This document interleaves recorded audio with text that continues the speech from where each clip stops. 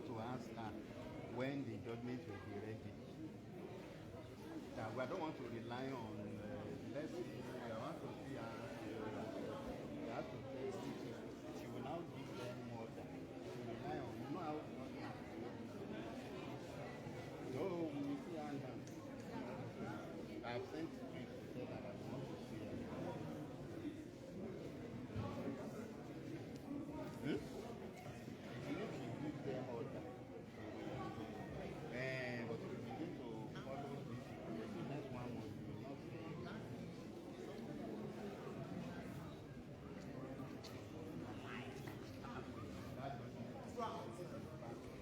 Never. When they get it,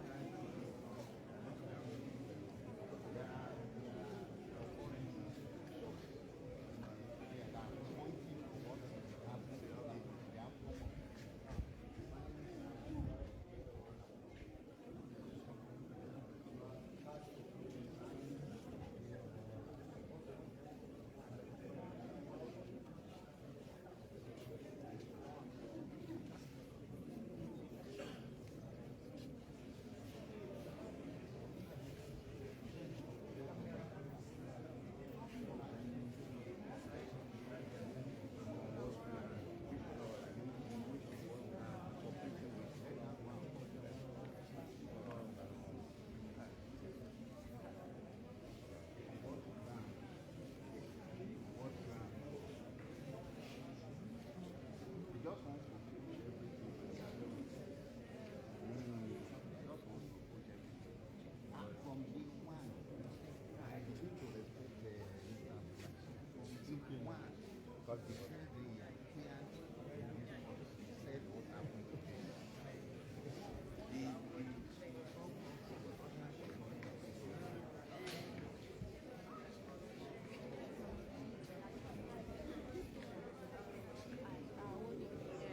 Response to applications given by defendant and complainant saying that adjournment court will opinion that he needs to further adjourn the sentencing of the second defendant. So for now, the first defendant are convicted, the third defendant are convicted, and the fifth defendant. The fourth defendant was the owner of the hotel.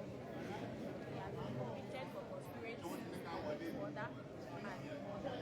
The third defendant has been convicted for conspiracy to commit murder and murder. The same goes with the fifth defendant as well. He has been convicted for murder, for conspiracy to commit murder and for murder, among other several charges. Against him. The conviction of seven defendants has been given, but the sentencing is adjourned till tomorrow for the proper sentencing in view of the adjudications presented to court by a counsel. ẹ bá a sọ ní Yorùbá. Ẹ bá a sọ ní Yorùbá. Nǹkan tí ó ṣẹlẹ̀ nílé ẹjọ́ lè gbé ní adájọ́ ti dájọ́. Olùjẹ́jọ́ alákọ̀ọ́kọ́ wọ́n ti sọ wípé ó jẹ̀bi ìpànìyàn. Olùjẹ́jọ́ ẹlẹ́ẹ̀kẹta wọ́n ti sọ wípé ní ó jẹ̀bi ìpànìyàn. Olùjẹ́jọ́ ẹlẹ́ẹ̀karùn-ún wọ́n ti sọ wípé ní ó jẹ̀bi ìpànìyàn, pé ní àwọn mẹ́tẹ̀ẹ̀ta yẹn wọ́n jẹ̀bi pé ní wọ́n pa Timothy. ẹjọ́ bá gbé láti bẹ̀ ibẹ̀. wọ́n dẹ̀ ṣe wọ́n gbìmọ̀ pọ̀ láti pa wọ́n ṣèdájọ́ fún wọn lórí pé ní wọ́n gbìmọ̀ pọ̀ láti pa Timothy Adégòkè wọ́n tún wá convict pé ní wọ́n pa ìyẹn olùjẹ́jọ́ alákọ̀ọ́kọ́ olùjẹ́jọ́ ẹlẹ́ẹ̀kẹta àti olùjẹ́jọ́ aláìkarùn-ún olùjẹ́jọ́ ẹlẹ́ẹ̀keje ìyẹn kò jẹ̀bi wípé ó pààyàn kò jẹ̀bi pé ó ṣe papọ̀ láti pààyàn ó jẹ̀bi wípé ní ó dókítà ó ṣe àlùmọ̀jẹ ìwé tó present fún ọlọ́pàá ilé ẹjọ́ ti dá lẹ́bi wípé ní ó jẹ̀bi ẹ̀sùn tí wọ́n fi hàn àmọ́ ìdájọ́ tí ilé ẹjọ́ fẹ́ fún wọn ti fún sí ọ̀la tó ìyẹn la máa padà wá gbọ́ ní ọ̀la bẹ́yẹn. So what can you say about the ruling on the eligibility of Falana? So concerning the ruling, the objection against the appearance of Femi Falana, Fatima Adesina, and Femi Falana Esquire is that they were challenging our appearance, that we don't have Moniato and in our response to their various objections to our appearance, we argued and placed before the court that the position of the law that is well settled is that for a private legal practitioner to appear to announce their appearance for either the prosecution for any party in the case cannot be questioned by the court or even by any of the parties. The position of the law is clear on that. And the court agrees with us that whether we have a written authority to appear on behalf of the state or not, it is not the duty of the defendants in this case to question our appearance. So the court agreed our submission that we are indeed on a firmer terrain in appearing for the prosecution of this case. And more importantly, the court was of the opinion that the state attorney general is a party of the case. If truly, as alleged by the defendants, that the state attorney general did not authorize the appearance of Femi Falana and Chambers in prosecuting this case, the attorney general would have objected to appearance, and from the facts and proceedings of the court, no valid objection or no pending application has been raised by the state government or the attorney general concerning the appearance of Femi Falana SAN or lawyers from his chambers. So the court dismissed the application of the issue of fiat. ẹ bá wa sọ ní Yorùbá fáwọn tí ó gbé gẹ́gẹ́. Ìkan tó ṣẹlẹ̀ ní wípé ní wọ́n ṣètò wípé ní ìdúró wa fún ìjọba níbi kéèsì ìdúró agbẹjọ́rò àgbà Femi Falana àti ìpínlẹ̀ àtọwá láti iléeṣẹ́ wọn dúró fún gọ́ọ̀mẹ̀ntì wípé ní ní ẹ̀kọ́ ní abẹ́ òfin. Àbádẹ́ ìfèsì fún wọn wípé ní a ní ẹ̀tọ́ àti ìṣọ̀lá state government àti àkọ́lá general of the láti àbíyá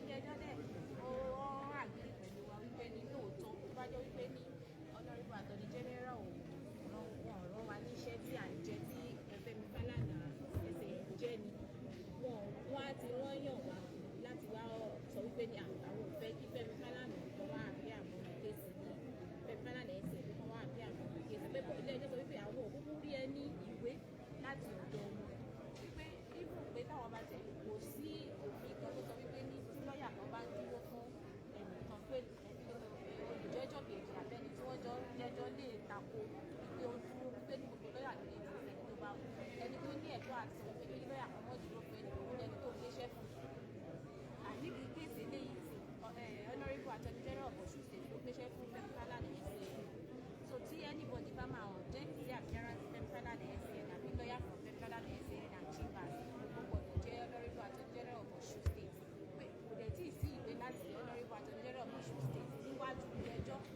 títí dè ní pé ní àwọn authorize Femi Falana SAN àbí lọ́ọ̀yà ni wọ́n láti Chambers Femi Falana SAN láti wá dúró ìjọba ní kéèsì tó ilé ẹjọ́ wá dá ẹjọ́ yẹn. A rí pé padà dúró fún ẹnìkan ẹ̀bẹ̀ fún ẹnìkan. fún ẹnìkan kan tí wọ́n bá ti dá ẹjọ́ tán bẹ́ẹ̀ yẹn tí wọ́n dẹ̀ ní tọ̀ ẹ̀jẹ̀ bí ẹ̀sùn báyìí ẹ̀jẹ̀ bí ẹ̀sùn báyìí ẹ̀jẹ̀ bí ẹ̀sùn báyìí nǹkan tí òfin sọ ni pé òfin fi ààyè gba lọ́ọ̀yà agbẹjọ́rò fún olùjẹ́jọ́ láti dìbò pé ní àwọn ìwà mi ẹ ti sọ wípé ní ó jẹ̀bi àmọ́ ẹ dákun ẹ bá fi ojú àánú wò fẹ́ fún òfin fàyè gbà tí òfin bá tán bá dẹ̀ ti sọ bẹ́ẹ̀ yẹn àwa tó jẹ́ prosecution àwa náà ní àráyè a ní right láti fèsì sí nǹkan tí wọ́n bá sọ èsì táwa dẹ̀ kọ̀ ní wípé nípa ìjẹ̀bi ẹ̀sùn tí wọ́n fi kan olùjẹ́jọ́ àkọ́kọ́ olùjẹ́jọ́ ìkẹta àti olùjẹ́jọ́ ìkarùn-ún kí olúwa ló tẹ̀lé tí òfin sọ àmọ́ nípa olùjẹ́jọ́ ìkeje tí a bá wo ojú gbogbo ẹjọ́ tí kálukú lò láti ìyá ipasẹ̀ olùjẹ́jọ́ keje ni a ti rí òkú ọ̀rọ̀ ẹ̀sìn tó ní èmi fi wá dìde láti ọ̀pọ̀ olúwa ní wípé ní wọ́n ti ní ó jẹ̀bi àmọ́ tó olúwa ní kó gba ètí agbẹjọ́rò rẹ̀ sọ wọlé ìwọ̀n nípa bí wọ́n bá ṣe dá ẹjọ́ fún nǹkan tí àwa ṣe àdúró fẹ́ nìkan kan nínú kéésì. Kí ni orúkọ tó dìbẹ̀yìn àti dìbẹ̀yìn àti lọ́kàn? Adéníyì Adérọ̀gbà. Adéníyì Adérọ̀gbà ni orúkọ tó dìbẹ̀yìn. Fifth defendant. Oyètúndé Kazeem. Oyètúndé Kazeem.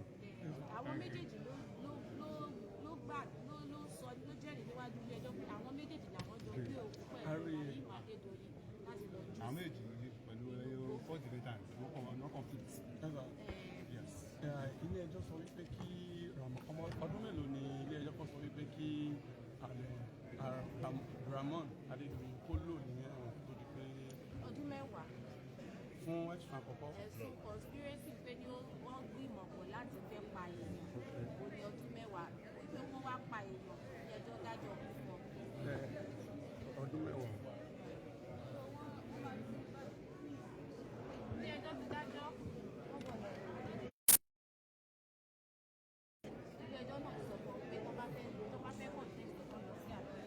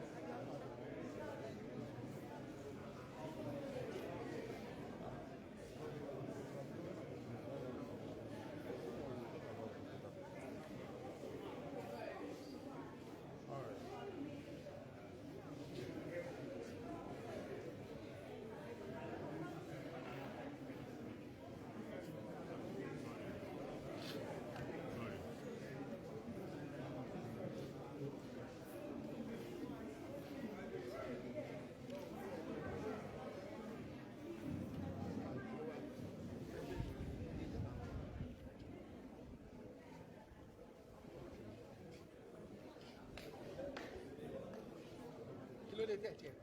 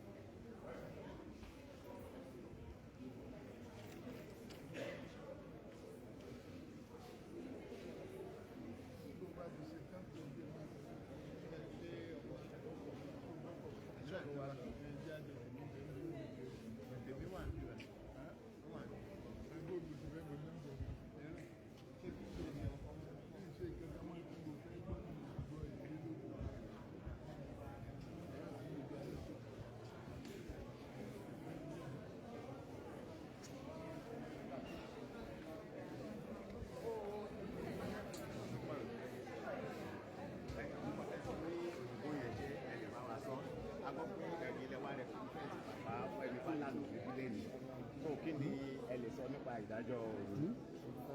Ìdájọ́ òní jẹ́ ọjọ́ kan tí a ti lè ti ṣe ọ̀pọ̀lọpọ̀ iṣẹ́ so ohun ìdùnnú ni wípé wọ́n ṣe òtítọ́ ní òní wípé òdodo fìdí múlẹ̀ ní òní.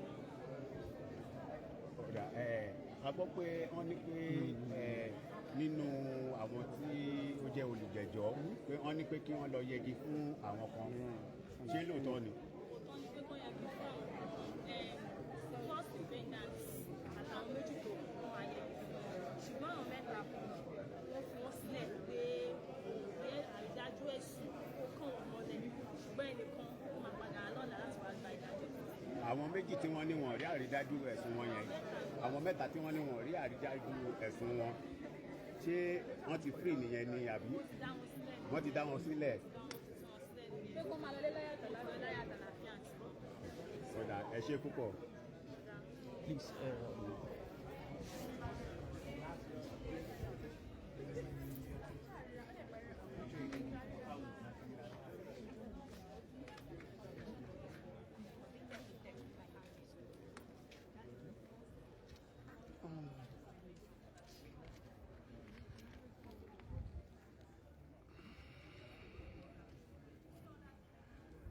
Gẹ́gẹ́ bí a ṣe sọ fún yín pé tó bá ṣe ń lọ a ṣì máa mú tó yín létí nílé ẹjọ́ gíga jù ní Ọ̀ṣun ní Òṣogbo níbi tí ìdájọ́ ikú tó pa Timothy Adégòkè tó ti ń wáyé. Gẹ́gẹ́ náà lẹ ti gbọ́ tí lọ́ọ̀yà tó ṣojú Adégòkè Timothy wípé tó ṣàlàyé lẹ́kùnrẹ́rẹ́ bí ìdájọ́ ilé ẹjọ́ bó ṣe lọ, tí ilé ẹjọ́ ti sọ wípé kí wọ́n yẹgi fún Abdulrahman Adédoyin wípé kí wọ́n yẹgi fún un. Ó ti jẹ́ wípé wọ́n kọ́kọ́ sọ wípé kí kó lọ sáàbù 10 years in prison kó tó di wípé wọ́n ọkọ̀ yẹgi fún un. Ẹlẹ́ẹ̀kejì ó sì kéde wípé ọmọ Abdulrahman Adédoyin tó ń jẹ́ Rahim Adédoyin wọ́n declare rẹ̀ wanted wípé kí